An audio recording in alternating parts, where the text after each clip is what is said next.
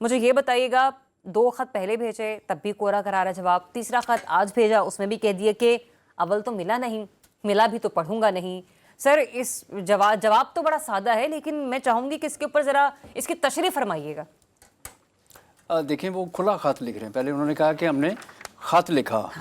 خط بھیجا، یعنی خط پھر ہوتا ہے کہ اوبیسلی اگر آپ سمجھ رہے ہیں کہ کسی بندے نے آپ کو خط لکھا ہے تو وہ کسی لیٹر پہ ہوتا ہے، کسی کاغذ پہ ہوتا ہے، کسی چیز پہ ہوتا ہے، تو پھر انہوں نے کہا نہیں وہ کھلا خط ہے، یعنی کہ یہ میں نے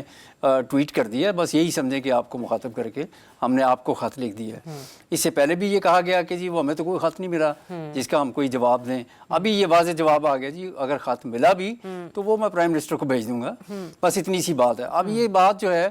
اس کے 3 خط ہو گئے، اب 10 بھی ہو سکتے ہیں، وہ ہر دوسرے دن خط لکھ سکتے ہیں۔ اس سے پہلے وہ ایک پیغام بھیجتے تھے ٹویٹر کے ذریعے، جو پیغام نشر نہیں ہوتا تھا، اب شاید وہ کیونکہ خط کی صورت میں آنا شروع ہوا ہے تو تھوڑا سا ڈسکشن اور بڑھ گئی ہے،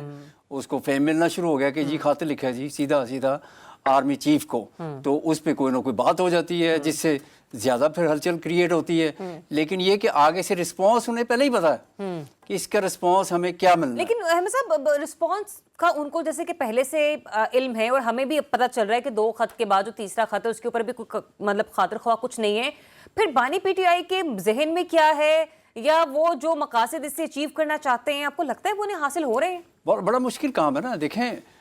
شروع سے جب سے وہ جیل میں ہے یا ایون اس سے پہلے بھی وہ یہ کہتے تھے کہ سیاستدانوں سے مذاکرات نہیں کریں گے، یہ چور ڈاکو ہیں، ان سے مذاکرات کا فائدہ ہی نہیں ہے، مذاکرات وہاں کریں گے جہاں جن کے پاس پاور ہے،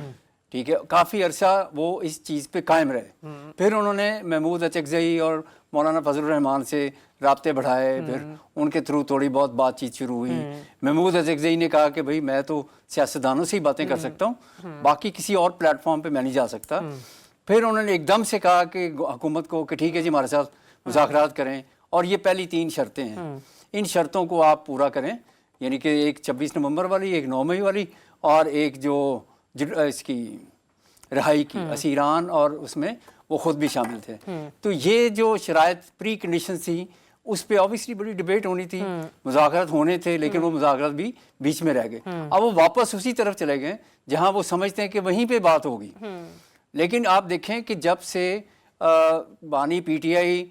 عدم اعتماد کی تحریک کے بعد سے لے کے آج تک کا آپ ان کا پورا انالیسس کریں تو ان کا ٹارگٹ جو ہے وہ ایک ہی ادارہ رہا ہے، اور اس ادارے کو انہوں نے کیا کچھ نہیں کہا، کیا یعنی کہ پہلے جنرل باجوہ کے بارے میں، اور اس کے بعد اوور آل جو